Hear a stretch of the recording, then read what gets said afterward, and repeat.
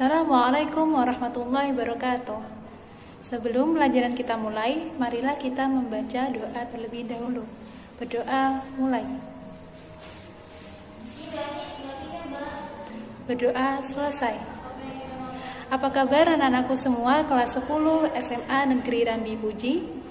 Mudah-mudahan anak-anakku semua diberi kesehatan dan selalu berada dalam lindungan Allah Subhanahu wa ta'ala. Di rumah, anak-anak harus selalu menjaga kesehatan, makan makanan yang bergizi, dan tetap mematuhi protokol kesehatan. Ibu berharap anak-anak dalam belajar tetap semangat, meskipun kita belajar jarak jauh secara daring. Nah, anak-anak belajar daring ini kita bisa sambil santai-santai, sambil makan, sambil ngopi, ataupun melakukan aktivitas yang lain.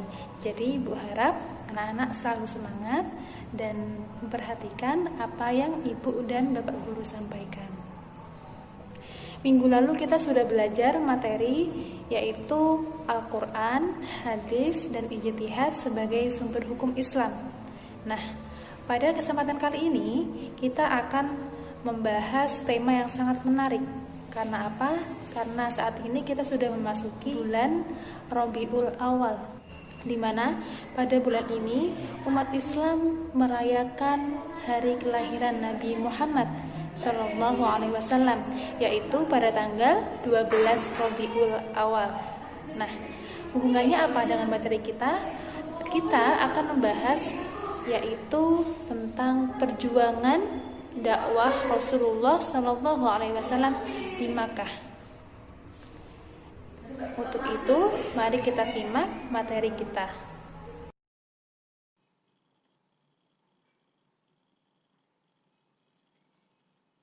Pendidikan Agama Islam dan Budi Pekerti kelas 10, bab 5. Meneladani perjuangan Rasulullah Sallallahu Alaihi Wasallam di Makkah.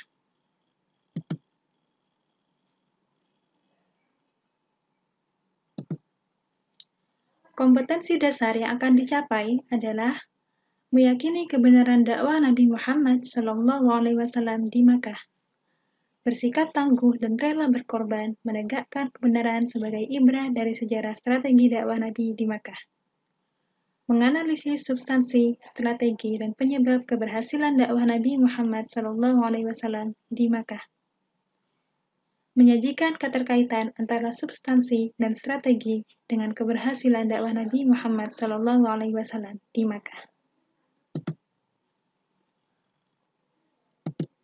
Peta konsep. Ada 4 pokok bahasan dalam bab ini. Yang pertama, substansi dakwah Rasulullah di Makkah. Strategi dakwah Rasulullah di Makkah. Reaksi kafir Quraisy terhadap dakwah Rasulullah. Penyebab keberhasilan dakwah Rasulullah. Yang pertama akan kita bahas adalah tentang substansi dakwah Rasulullah Shallallahu Alaihi Wasallam di Makkah. A. Kerasulan Nabi Muhammad Shallallahu Alaihi Wasallam. Menurut beberapa riwayat yang sahih, Nabi Muhammad pertama kali diangkat menjadi Rasul pada tanggal 17 Ramadan tahun 610 Masehi. Saat itu ia berusia 40 tahun. Saat Rasulullah sedang berada di Gua Hira, malaikat Jibril datang untuk membacakan wahyu pertama yang disampaikan kepada Nabi Muhammad, yaitu Quran Surah Al-Alaq ayat 1-5. Nabi Muhammad diperintahkan membaca, namun beliau menjawab bahwa ia tidak dapat membaca. Malaikat Jibril mengulangi permintaannya, tetapi jawabannya tetap sama. Kemudian Jibril menyampaikan firman Allah, yaitu Quran Surah Al-Alaq ayat 1-5. Setelah turunnya wahyu pertama, kemudian turunlah wahyu kedua, yaitu surah Al-Mudaththir ayat 1-7. Rasulullah diperintah oleh Allah untuk berdakwah. Berdakwah bukanlah hal yang mudah, karena mayoritas penduduk Makkah saat itu menyembah berhala. Masyarakat Arab dikenal dengan masyarakat Arab jahiliyah karena masih berada dalam kebodohan. Kebodohan yang dimaksud adalah kebodohan dalam bidang moral, norma, etika, hukum, dan agama. Ajaran-ajaran pokok Rasulullah Shallallahu Alaihi Wasallam di Makkah. Yang pertama adalah ajaran tauhid. Rasulullah diutus oleh Allah untuk membawa ajaran tauhid. Ajaran keimanan merupakan ajaran utama yang diembankan kepada Rasulullah yang bersumber kepada wahyu-wahyu ilahi. Ajaran tauhid ini sangat berbekas baik di hati Nabi maupun hati para pengikutnya, sehingga menimbulkan keyakinan yang kuat, mapan, dan tak tergoyahkan. Selain mengajarkan tentang tauhid, Rasul juga memperbaiki akhlak masyarakat di Makkah. Dalam hal akhlak, Nabi Muhammad tampil sebagai teladan yang baik. Sejak sebelum menjadi nabi, ia tampil menjadi sosok yang jujur dan diberi gelar yaitu Al-Amin, yang artinya dapat dipercaya. Selain itu, Nabi adalah sosok yang suka menolong dan meringankan beban orang lain. Ia tampil sebagai sosok yang sopan, lembut, menghormati setiap orang, dan memuliakan tamu. Ia juga sangat berani dalam membela kebenaran, teguh pendirian, dan tekun dalam beribadah. Nabi Muhammad mengajak masyarakat Arab agar menghindari perilaku yang tidak terpuji, seperti berjudi, minum minuman keras, berzina, membunuh, dan kebiasaan buruk lainnya.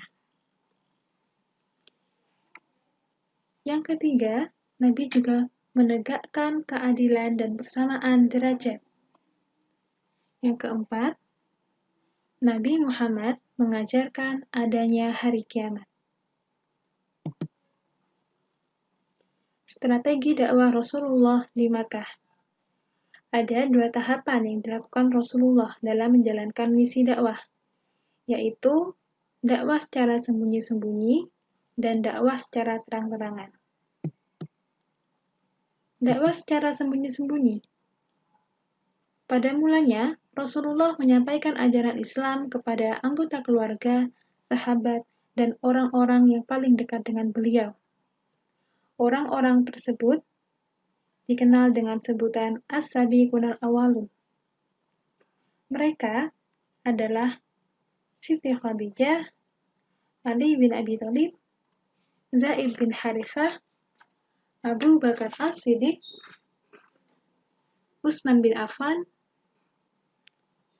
Sa'id bin Abi Waqqas, Abdurrahman bin Auf, Arqam bin Abil Arqam, dan lain sebagainya. Berdakwah secara diam-diam atau rahasia dilaksanakan oleh Rasulullah selama kurang lebih 3 tahun. Barulah setelah memperoleh pengikut dan dukungan dari keluarga dan para sahabat, selanjutnya Rasulullah mengatur strategi dan rencana agar ajaran Islam dapat diajarkan dan disebarluaskan secara terbuka. Tahapan yang kedua adalah dakwah secara terang-terangan. Setelah turun Quran Surat Al-Hijr ayat 94, Rasulullah Shallallahu Alaihi Wasallam mulai intensif berdakwah secara terang-terangan. Dakwah secara terang-terangan dimulai ketika Rasulullah menyeru kepada orang-orang Mekah. Ia berdiri di atas sebuah bukit dan berteriak dengan suara lantang memanggil orang-orang Quraisy. Orang-orang kafir Quraisy menentang dakwah Rasul. Mereka menolak secara mentah-mentah dan mengatakan bahwa agama merekalah yang paling benar. Penolakan tersebut disertai dengan ejekan, cemoohan, hinaan, bahkan ancaman. Ancaman tidak hanya diberikan kepada Rasulullah, tetapi juga kepada para pengikutnya. Menghadapi ancaman tersebut, Rasulullah tidak pernah gentar. Rasulullah juga tidak berputus asa dan berhenti melakukan dakwah. Namun, beliau makin tertantang untuk terus mengajak masyarakat memeluk agama tauhid. Semua cemoohan, ejekan, dan ancaman yang ditujukan kepada Rasulullah dan para pengikutnya makin melecut semangat Rasulullah dengan terus bertambahnya jumlah pengikutnya. Pelan tapi pasti, pengaruh Rasulullah Shallallahu Alaihi Wasallam dan ajaran Islam semakin diterima oleh masyarakat Mekah yang telah muak dengan praktik-praktik kotor jahiliyah. Kenyataan ini mendorong para pemuka Quraisy mendatangi Abu Thalib, paman yang selalu membela Rasul. Mereka membawa seorang pemuda yang gagah bernama Umarah bin Walid bin Al-Mughirah untuk ditukarkan dengan Nabi Muhammad, yang kemudian oleh Abu Thalib ditolak. Dan Nabi Muhammad terus berdakwah. Hal ini mengakibatkan orang-orang Quraisy mencaci maki dan menyiksa kaum muslimin, tidak terkecuali Nabi sendiri. Meskipun Nabi Muhammad mendapat perlindungan dari Bani Hashim dan Bani Muthalib, ia masih mengalami penyiksaan. Ummu Jamil, istri Abu Lahab, melemparkan najis ke depan rumahnya. Demikian juga Abu Jahal yang melemparkan isi perut kambing kepada Nabi Muhammad saat ia sedang sholat. Kian hari kian keji siksaan yang mereka terima. Namun, Nabi Muhammad dan para sahabatnya tetap tabah dan terus memelihara dan meningkatkan keyakinan serta keimanan mereka. Setiap hari jumlah pengikut Nabi Muhammad terus bertambah.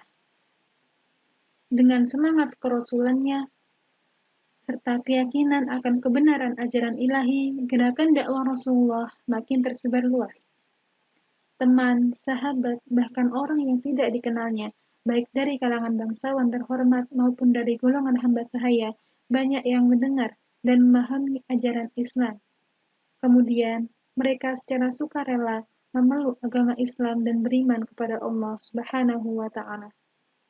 Rasulullah Shallallahu Alaihi Wasallam makin tegas, lantang, dan berani, tetapi tetap berkomitmen terhadap tugas, fungsi, dan wewenangnya sebagai Rasul, utusan Allah Subhanahu wa Ta'ala.